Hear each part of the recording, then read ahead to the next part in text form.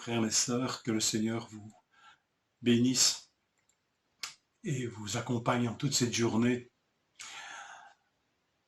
Il y a un de nos cantiques nous dit ceci: si un jour sur ta route tu croises le méchant, ne sois pas dans le doute, Dieu prend soin de son enfant. J'aimerais lire avec vous le psaume 7, versets 14 à 16 ou 15 à 17, suivant vos traductions. Le méchant prépare le mal, il conçoit la misère et il accouche de la fausseté. Il ouvre une fosse, il la creuse, mais il tombe dans le trou qu'il a fait. Sa misère retombe sur sa tête et sa violence descend sur son front. J'aimerais compléter cette lecture par le verset 10 ou 9, selon notre traduction. Mets un terme au mal que commettent les méchants. Affermis le juste, toi qui sondes les reins et les cœurs, Dieu juste. Étonnant, n'est-ce pas, ce verset qui nous rappelle les trois premiers versets, notamment le verset du milieu. Il ouvre une fosse, le méchant ouvre une fosse, il la creuse et il tombe dans le trou qu'il a fait. En fait, le mal détruit celui qui s'y livre. Pratiquer le mal, c'est creuser sa tombe. Dieu sonde les cœurs et les reins, et c'est pour cela qu'il rend la justice équitablement lui seul. Le sort du méchant est dans sa main. Rappelons-nous que le fait de sonder le cœur, Dieu insiste beaucoup pour dire que lui seul le fait. Autrement dit, et c'est en vertu de cela que lui seul rend la justice, juge et sanctionne. Il ne nous appartient pas de le faire. En fait, nous entrons là dans le domaine des prérogatives divines. Nous entrons là sur une terre sainte et nous n'avons pas à fouler cette terre avec nos gros souliers, avec nos gros pieds maladroits.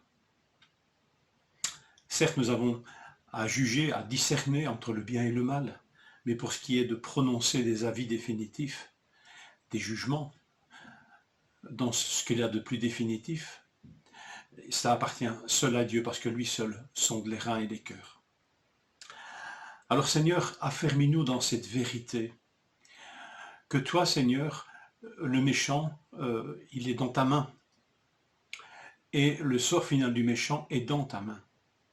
Seigneur, affermis-nous dans cette vérité afin de ne pas craindre le méchant, de ne pas non plus l'imiter en devenant son complice.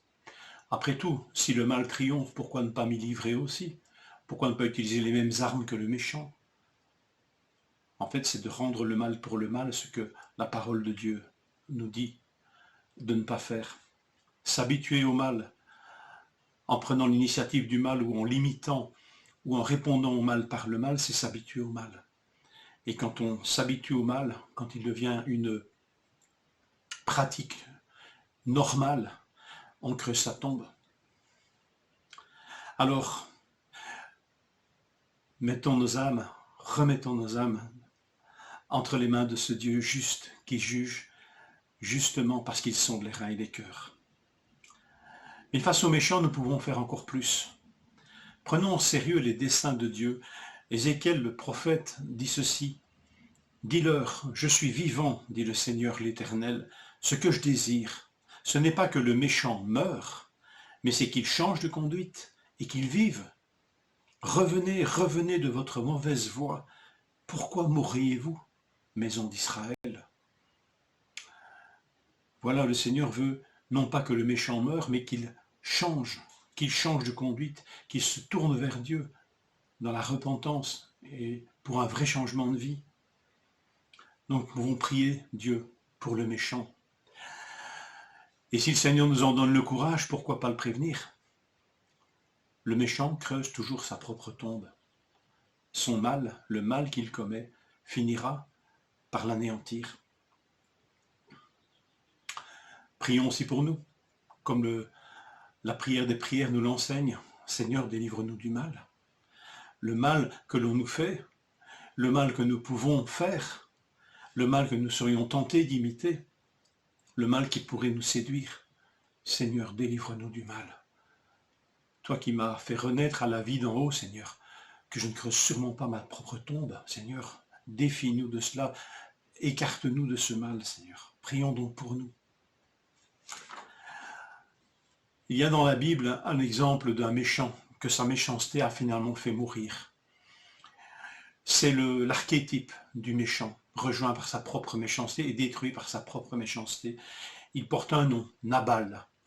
Nabal, dans la Bible, dans la culture biblique, ça rime avec vraiment l'homme méchant. Celui qui rend le mal pour le bien. Il faut lire ça dans 1 Samuel 25. Si vous avez le temps, eh bien pourquoi pas. C'est une bonne méditation sur le méchant et sur le mal qui peut atteindre tout homme et la méchanceté qui peut nous faire mourir. En fin de compte, ce méchant mourut de sa propre méchanceté. C'était à l'époque de David, celui dont nous lisons les psaumes. Et voici ce qu'il est dit, la prière que David adressa à Dieu après la mort de Nabal par sa propre méchanceté. 1 Samuel 25, verset 39, David apprit que Nabal était mort et il dit « Béni soit l'Éternel, car il a défendu ma cause dans l'affront que m'a fait Nabal, et il a empêché son serviteur de faire le mal. L'Éternel a fait retomber la méchanceté de Nabal sur sa propre tête. » Ce texte n'est pas empreint de méchante vengeance, mais de confiance en Dieu. Que telle soit notre attitude, que le Seigneur vous fortifie. Et si nous croisons le méchant sur notre route aujourd'hui, ne soyons pas dans le doute. Dieu prend soin de ses enfants.